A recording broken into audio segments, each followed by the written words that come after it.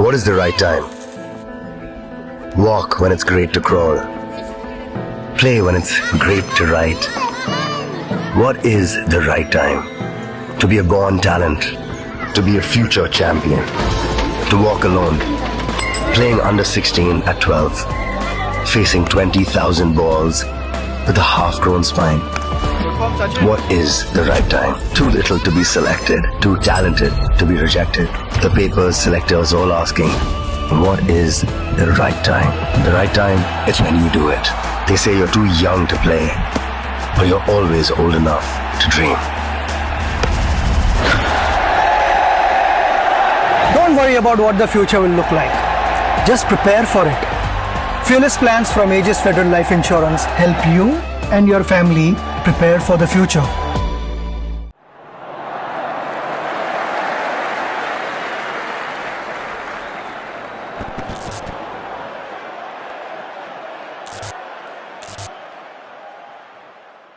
Hello and welcome to a very special interview with one of my favorite cricketers of all time. And today it's a different interview because I'm celebrating this.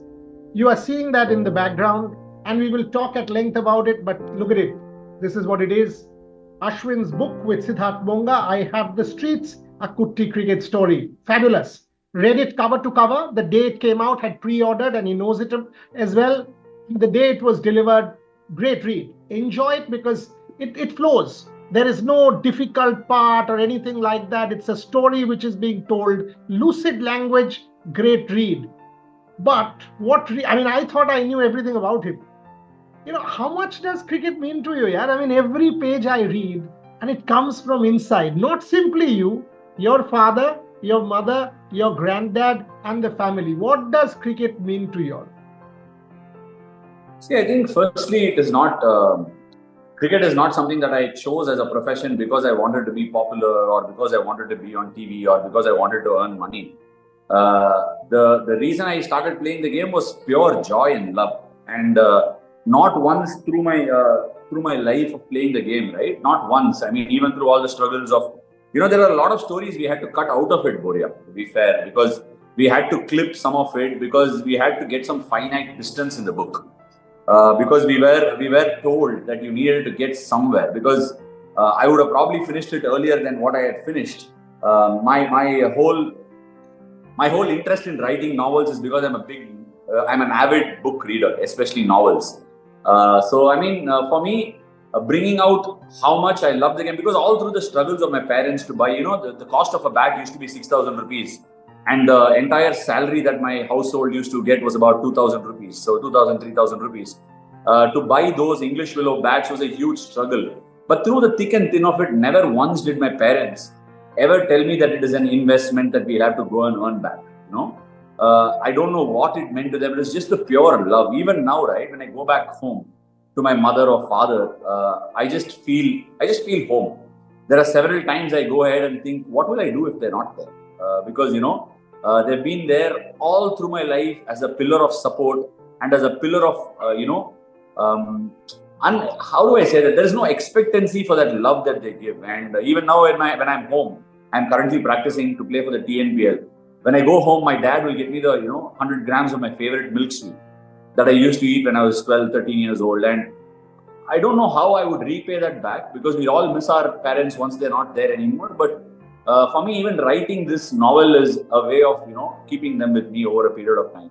Yeah, I understand that, because I lost my father at 24, and each day of my life, I think if I could get to see him once more, and he saw the success and, the Oxford education and all that. I lost him when the day I went to Oxford, but that's different. I mean, coming to the book again, we talk about sport, we talk about cricket, and the first thing is extra fitness, highly physically agile, and all of that. This is an inspiration for anyone. I mean, you might be not the fittest child. You might have issues like Ashwin did, wheezing and cough and several other things. But if you pursue your passion with commitment and dream for it, it can happen. Can you tell me about that phase, how tough it was? You've talked about it in the book, but more importantly, if you tell me a little bit more.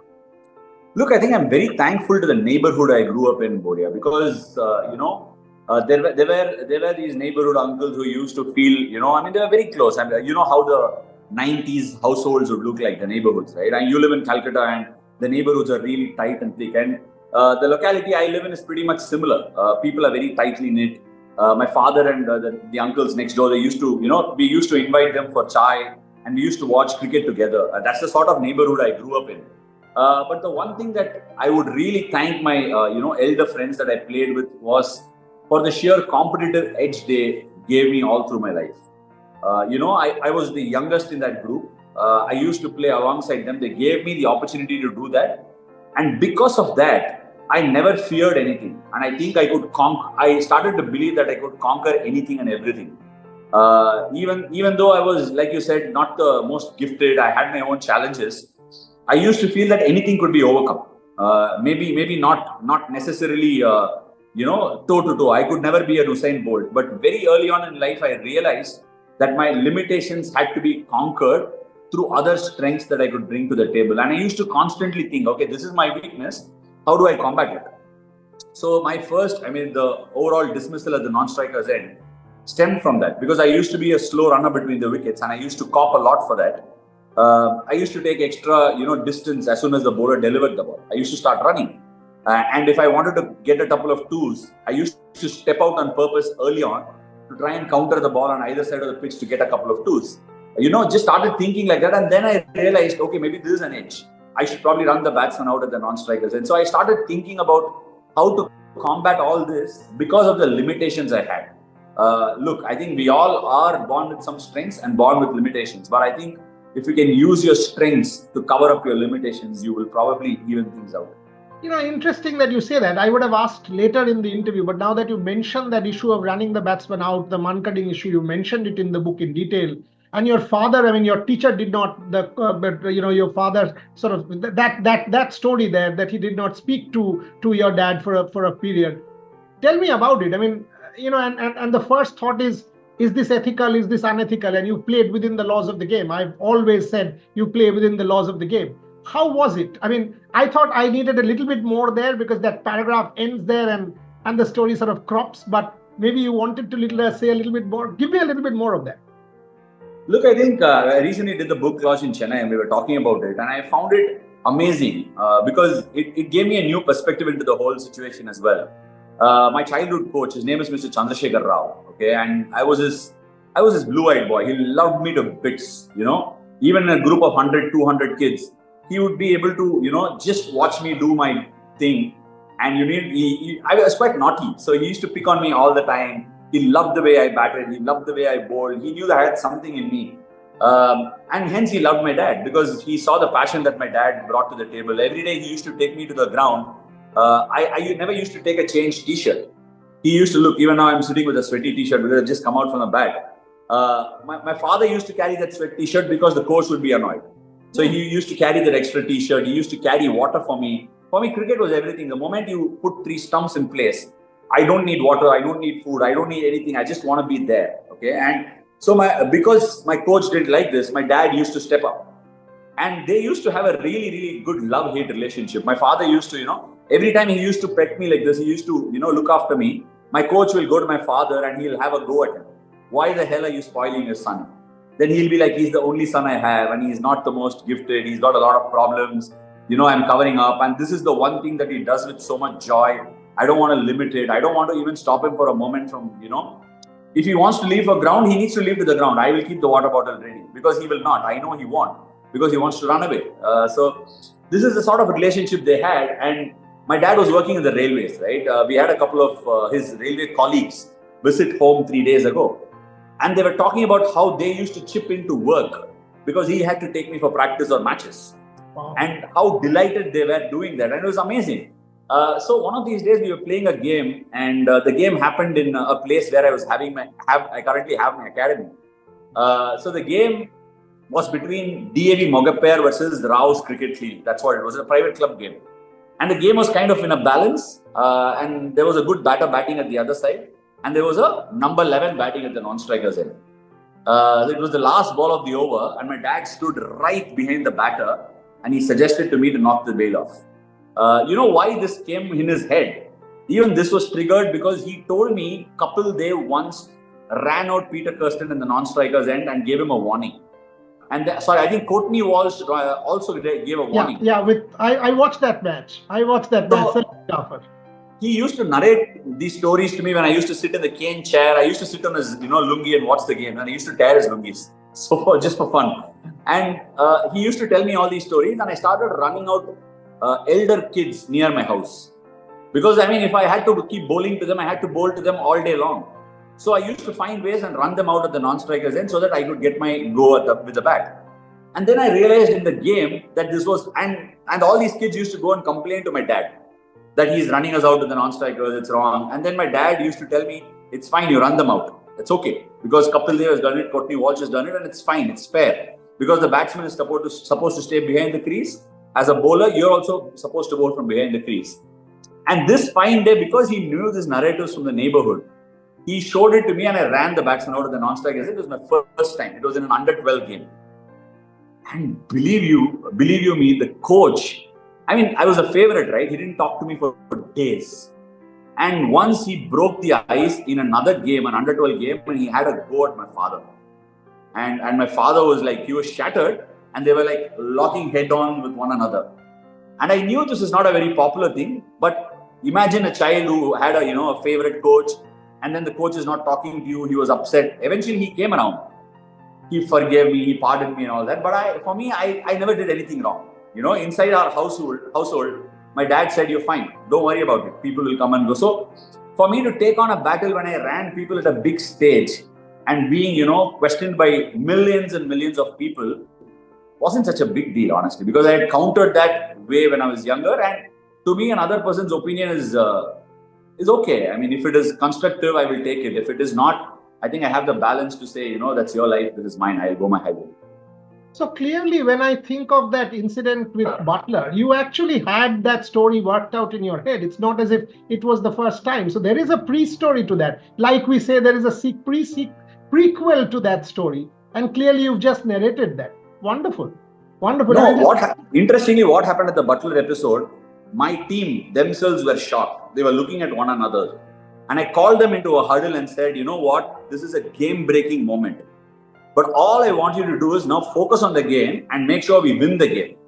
Because I am not doing this just because he is doing it for that. I want to win this game. And a lot of people, when they talk about this incidents of running people at the non-strikers end, make a mistake of coming and telling me it is done with an intent to change the flow of the game. Of course it is done with an intent. I am not hiding behind saying I am not moral policing anyone. It is within the rules. And if I'm going to take that extra inch to use it as an advantage, I will. Because I am not cheating anyone. I am not stealing from anyone. I am completely within the rules. And I am okay with it. This question is not there in the book, but because you said it, have you spoken to, because now that you guys play for the same team, have you spoken to Jos Buttler about it? That, I was well within my rights? Look, Boria, I think it is. See, one thing for me in this journey of having played cricket for so long, and I'm almost 40, I'll be turning 40 in 3 years' time. And what I've realized is, I do not want to convince anybody. And I do not want to, I don't want Josh to see the right side of why I do it or where I come from. I don't. I respect him as a cricketer. And I'm sure he does respect me as who I am and what I bring to the table as a bowler and a cricketer. But sitting across the table and trying to convince him that I am right is actually not, I don't believe it is required at all. And just because I do that, he is not going to change his stance, because he's come out and said many times that I would never run people out in a semi-final or a final like that. But I am sure 10 years down the line or 15 years down the line, somebody is going to run somebody out at the non-strikers and is going to win a cup. And all we need to do is not go through the sentiments and tell the batter you have strayed away from the rules. That's Absolutely, it. Yes, because he's stealing. He's doing something that is not within the rules of the game, and I get that point. Courtney Walsh did not do it for the West Indies and allowed Pakistan to get away, and West Indies was out of the 1987 World Cup. I watched that game. And Peter Custon, yes, with Kapil Dev. But tell me something, moving on. When that incident, when the doctor from Apollo said, you don't need that operation, when you were suggested surgery, and then for the 6 odd weeks, you could not move, you said, quote, you had to pee, you had to poop in bed, you couldn't move, you couldn't be, holding a bat, they had hidden the bat. We talk about mental health, we talk about mental strength and all of that. Tell me about that phase. I didn't know about this. I mean, you had told me a lot of these stories in the past, but this one I did not know. How challenging. And as a kid who loved to do what he did, and you went through that and you continued. Tell me about that. You know what was the most horrible feeling of being in bed? For starters, the doctor, I believe, is one of those, one of those angels that turned up in my life. Because I believe I constantly, if you see, even though I have not written an acknowledgement page in my book, I've constantly shown gratitude to people that have come all the way in my life. Because if every one of those blocks don't happen at the right time, you don't make it anywhere in your life. When I was about to take the surgery, and then he said, you don't have to, it was a huge sigh of relief for the family. We remember, we literally celebrated. He said, 6 weeks on, you're going to go on traction. My father was like, huge relief. We literally celebrated. We, bought sweets and distributed to the people. My aunt, we distributed sweets and all. And I went home. But the most, I never knew I was getting into, I never knew what I was getting into. It was excruciatingly painful 6 weeks, because for me, it was not about pooping or, pissing or somebody. I used to be all alone in the house because both my parents were working. If I heard a bell, I used to be scared. I was all of 13. I used to be scared if somebody was breaking into the house, who the person was, etc., etc. But what was most painful was at 4 p.m. in the evening, I used to hear children play. All my friends used to be on the road. They used to shout 4, 6. And I remember vividly one of those 5th weeks or something, I was hanging around with the legs. And then I just started to turn around to just peep out of the window to see who those kids were playing and all that. And which is when I caught a glimpse of myself on the mirror for the first time, because I was eating. And the only way I was combating my stress levels without my own knowledge, 13-year-old child, I had no idea. I used to just jump. That was my only way of coping with what I was going through. And I saw myself in the mirror and I was shocked. My face had swollen up this big. I had put on so much weight and nobody even spoke about it. And after the 6th week mark, when I wore my school uniform, if I think it might have been mentioned or not, I didn't fit into it. My buttons weren't going. And I was like, oh my God, man, what the hell? What have I just done to myself? I turned up in school class, and as I entered the class, right, I would just ask permission with the teacher, please, may I come in? And she was like, every one of my classmates just looked at me and said, and it was like a huge shock for me. Does it inspire you in Australia when Preeti and that Australian, whoever put you into the bathtub and you went out? Did these incidents inspire you all your life in that Australia tour, that come what may, so what if I have to stand? I don't care. I'll go and bat for India and do it. I'll break every possible human barrier of pain. Has all of this impacted these kind of Ashwin miracles? See, this is why I keep saying the same thing. I think I've said this before also. I may not be good enough. You may not like me for who I am. My direct straightforwardness might not cut ice with a lot of people. My questioning, you may not like. My arguments, you may not like. But if you ever said that I would shirk away from a fight, that would be very disappointing for me. That's what I've always told in my life. Every one of my steps and every one of those stages have only been fights. Not necessarily with people, with my own self, with my own limitations, with people that have come in the way, with organizations that may have come in the way, with, powers that hold me that have come in the way, all these things. Very small, minor battles that I never come out and express because I take pride in it. Everybody has to go through challenges and I am going through one. So I think I don't look at these as challenges. I find ways to combat them. Sometimes it works, sometimes it doesn't. And what happened in Australia was just that. I tried to find a way to combat it. Try and stay on the back foot, block a ball, try and get through the first 15, 20 balls. I tried to combat, and one of those days it worked. There have been several other days where my failures have been within me. I have tried to combat it, but I failed. So that's just who I am, and I'm very organic to myself. But one thing, I will fight. Even if you put me in front of the most strongest person, and I have to live. It has to be a fight within a cage, and I have to live. It won't matter to me. I will take the fight on. One part of the book, obviously, you will know why I'm saying this. I loved you and Sachin Tendulkar. He's the absent present. Whether you are bowling to him, you're sharing the dressing room with him, you're talking about Sachin, there is that There is that love, there is that affection, there is that reverence. There is all of that in that book, and including the World Cup. You're doing it with him. You're coming into the team. Can you tell me about Ashwin and Sachin Tendulkar from the start? Even if it's a long answer, I don't care. See, Sachin Tendulkar was, is, and will continue to be everything that signifies cricket for me. Recently, I think you've written a book, co-authored with quite a few people, Sachin at 50. Yeah, I did that. Yeah, I know. And I was, a week ago, I gave it to my daughter and I asked her to read that book. And I asked it, so I give her this, I give her books. She loves cricket. She loves cricket in the sense that she knows everything inside out. She watches, she knows data, IPL, she's very good. So I wanted her to read about Sachin. And I then asked them to make notes, 10 points from the book, what stuck with you and all that. And the one thing that really stands out for me with respect to Sachin is how he was the ray of hope in a nation where there was not much to look forward to. In the 90s, I think only two things stuck with people of this country. One was movies and the other was cricket.